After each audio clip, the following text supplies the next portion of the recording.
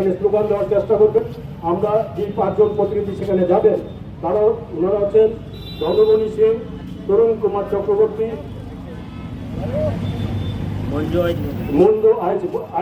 মন্দু আইচ ভূমি, রোহেল আমিন, পারেন্দ্র দেব বর্মা। এই 5 জন প্রতিনিধির দিকে আসুন, আমরা এখান থেকে মহাকরণে আমরা যাবো। এই জায়গাতে আসবেন, মাইকের সামনে আসবেন। 1647 জন শ্রমিক কর্মচারী।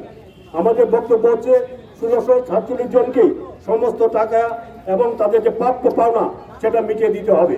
সেখানে সরকার সেখানে সঞ্চালন করার চেষ্টা করছে, আমরা সেখানে তার প্রতিবাদ করে আজকে আমরা এই মহাকরণ উপজেলা আমরা এসেছি।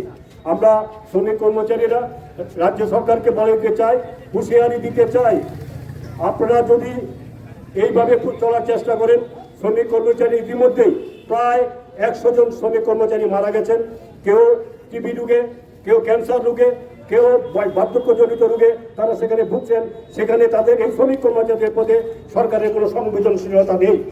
এই সংবেদনশীলতা যাতে ফিরে আসে সরকারের মধ্যে, সেই জন্য আমরা হুঁশিয়ারি দিতে চাই। আজকে এই অভিযানের মধ্যে দিয়ে সমস্ত অংশের শ্রমিকরা আজকে যে অভিযান আমরা করলাম, আগামী দিনে কিন্তু এটা শুধু মহাকরণ অভিযানের মধ্যে সীমাবদ্ধ থাকবে না, এটা আগামী দিনে অন্য স্তরে যাবে এবং তার জন্য সরকার দায়ী থাকবেন। আমরা চাই সুস্থভাবে, সাবলীলভাবে, কোনো গোষ্ঠীবাজি না করে, কোনো ইউনিয়নবাজি না করে সেখানে সমস্ত অংশের শ্রমিক কর্মচারীদের 1996 সাল থেকে যে 1647 জন শ্রমিক কর্মচারী আছেন তাদেরকে সমস্ত প্রাপ্য তারা মিটিয়ে দিন, অন্যথবা আগামী দিনে আমরা কিন্তু অন্য পথে যেতে আমরা বাধ্য হব। আমরা মিলিত হয়েছি মহাকরণ অভিযানের ভিত্তিতে এবং আমরা আমাদের স্মারকলিপি সহ আমাদের দাবি আমরা রাজ্যের অর্থ সচিবের কাছে আবার প্রদান করব। আপনারা জানেন ট্রিটমেন্টের শ্রমিক কর্মচারীরা সুপ্রিম কোর্টের রায় এবং হাইকোর্টের রায় অনুসারে 1196 থেকে তারা তাদের বকেয়া টাকা পাবেন। এই টাকা দেওয়ার ক্ষেত্রে 1 বছর গত হলেও এখনও পর্যন্ত কর্তৃপক্ষ এই টাকাটা মিটিয়ে দিচ্ছেন না এবং আমরা জেনেছি যে সরকার নাকি এই টাকাটা আংশিকভাবে দিচ্ছেন এবং কিছু কিছু শ্রমিককে আবার পাইয়েও দিচ্ছেন। এই যে একটা অনিয়ম, বিশৃঙ্খলা, এর প্রতিবাদে এবং সমস্ত টাকা একযোগে যেন দেয় তার জন্য আমরা আজকে এই মহাকরণ অভিযান করছি। আপনারা জানেন 1196-তে মোট 1647 জন শ্রমিক এই সুবিধা পাবেন।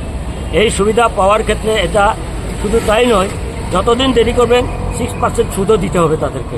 সুতরাং এখন যে এভাবে লুকোচুরি করে কিছু টাকা দিচ্ছেন তা কোনো প্রকাশও করছেন না, যিনি পাবেন তাকেও কিছু বলছেন না, তার পে স্লিপ, তার আইপিএস, গ্র্যাচুইটি, লিভ স্যালারি এগুলি কিছু দিচ্ছেন না, হঠাৎ করে কিছু টাকা নিয়ে গিয়ে ওই ব্যাংকের মধ্যে ঢুকিয়ে দিচ্ছেন। ফলে যে প্রাপক সে বুঝতে পারলো না তাকে কি টাকা দেওয়া হলো, কেন টাকা দেওয়া হলো, কিসের টাকা দেওয়া হলো। এই যে লুকোচুরি, তারই প্রতিবাদে আজকের আমাদের অভিযান। আমরা মাননীয় অর্থ সচিবকে আমরা সব খুলে বলবো যে এইভাবে লুকোচুরি, সরকারি টাকা বিলি করতে লুকোচুরি হবে কেন। এবং আমরা পেনশনার, আমরা জানি না, তারা পত্রপত্রিকাতে এই সমস্ত কিছু প্রকাশ করছেন না। এই জন্য আমরা আজকে এই অভিযান করছি। আমরা অর্থ সচিবকে এই সমস্ত বিষয়ে আমরা খুলে বলবো। Thank you. Subscribe to Tripura Info and press the bell icon so that you never miss any latest updates and news on Tripura.